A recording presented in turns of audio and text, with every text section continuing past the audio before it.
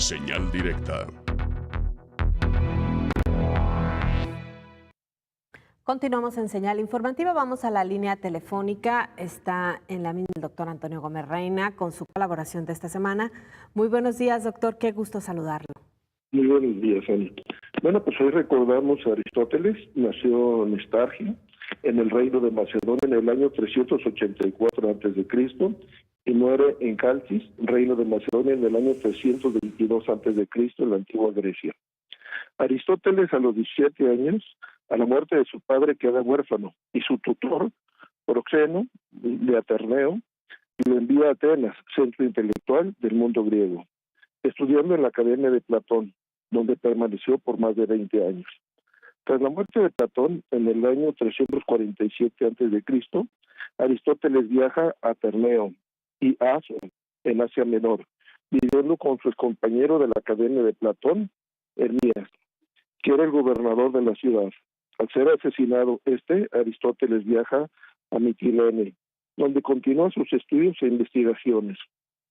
En el año 343 a.C., el rey Filipo II de Macedonia convocó a Aristóteles para que fuera tutor de su hijo de 13 años, que más tarde sería conocido como Alejandro Magno. También dio lecciones a otros futuros reyes, como Ptolomeo y Casandro. En el año 335 a.C., Aristóteles regresa a Grecia y fundó su escuela, el Liceo, escuela pública que distinguió por sus seguidores e investigadores conocidos como itinerantes.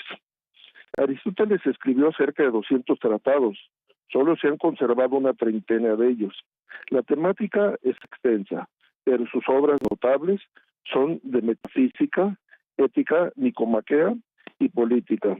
Y al referirnos a su obra política o la política, al final de su obra Ética Nicomaquea, que trata sobre la ética y la moral, Aristóteles expresa que la investigación sobre la ética necesariamente desemboca en la política.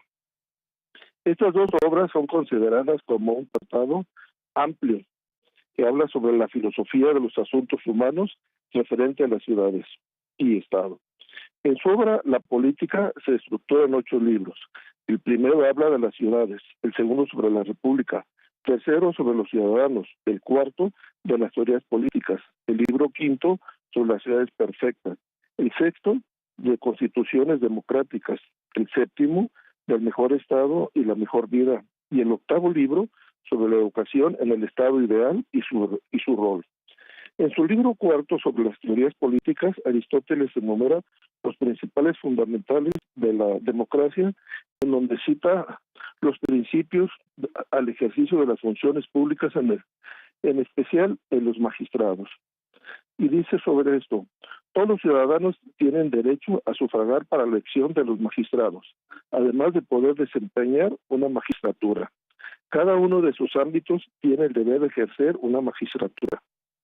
El principio, todas las magistraturas se obtienen por sorteo, excepto de competencias específicas. Cuarto, las facultades de ser magistrado no están limitadas a la pertenencia o no a una determinada clase. Se elimina la barrera para el acceso a cargos de clases medias y bajas. Aristóteles señala: no se puede detectar la misma función pública más de una vez o un número restringido de veces. En los cargos vitalicios, sus poderes se restringen.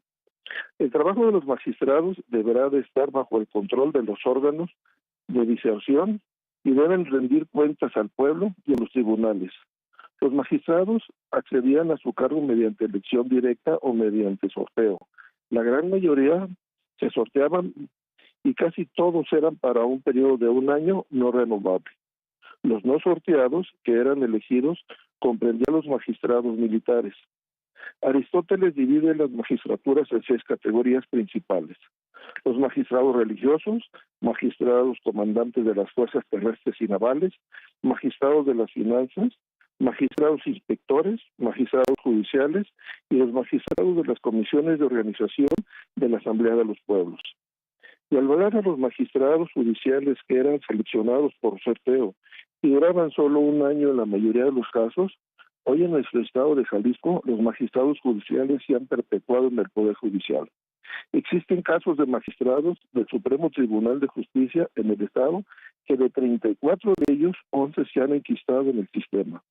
Algunos de ellos se han amparado o han utilizado la controversia ante la Corte para poder seguir en el poder.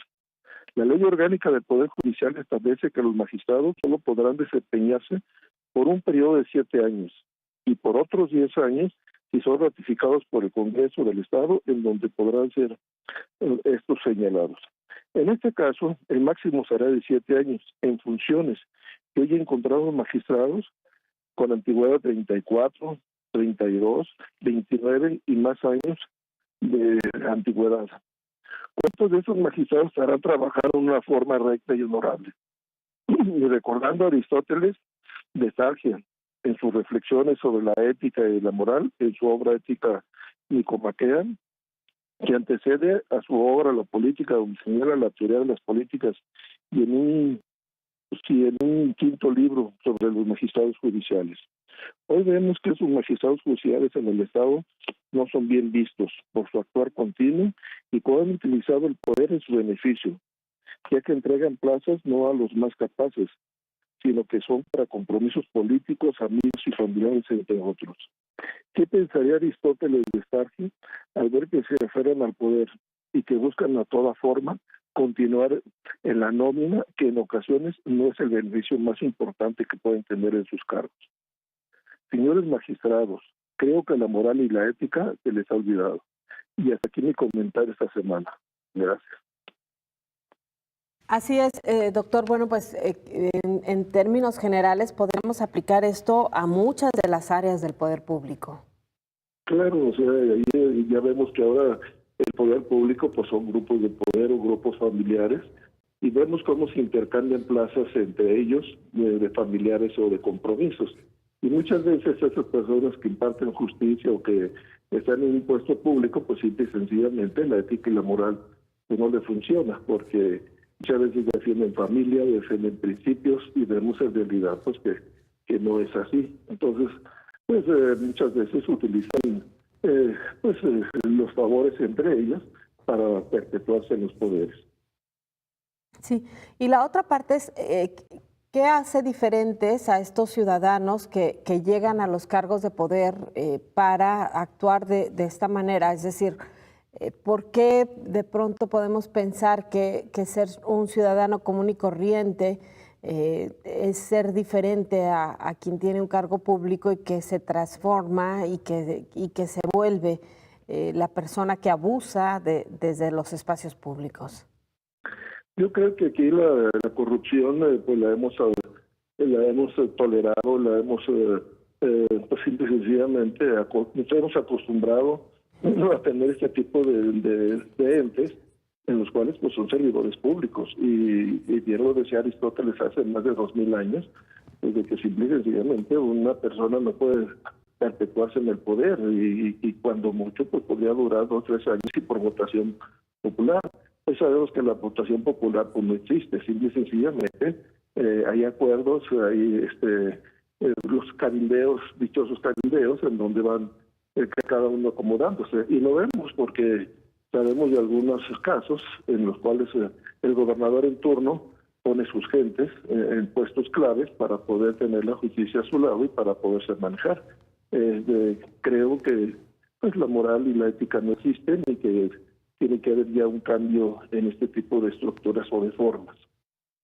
Claro, porque además algo curioso, ahora que hablamos o que se habla y está en el debate en Jalisco, por poner un ejemplo, el tema de la reforma integral al Poder Judicial, uno de los puntos torales que se señalan es la forma y los mecanismos en que se nombra a jueces y magistrados, cuando pues son los mismos actores políticos quienes hacen este reparto.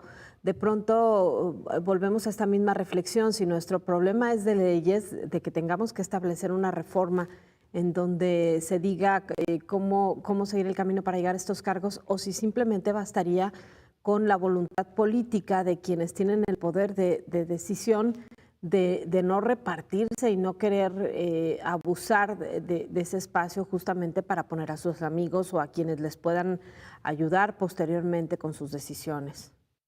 Sí, pues esto bien lo señalas, muchas veces pues damos cuenta de que hacen las dichosas elecciones y entre comillas, pues muchas veces es que ya se planeó el asunto, o sea, ya se pusieron de acuerdo. Yo te doy esto, tú me das esto, y se van haciendo cotos de poder. Y estos grupos, pues ahí los vemos, o sea, ¿cómo es posible que exista un magistrado que tenga 34 años en el puesto y simple y sencillamente pues hacen y deshacen? Y no nomás ellos, o sea, como bien lo señalas, hay otros puestos administrativos o del sistema político en los cuales pues son cotos de poder eternos. Y esto pues daña la credibilidad, daña el proceso jurídico, y todo esto pues tarde o temprano es cuando las personas o el grupo social pues ya no les crea a estos grupos parlamentarios. Podemos hablar también judiciales o podemos hablar también de impartición de justicia.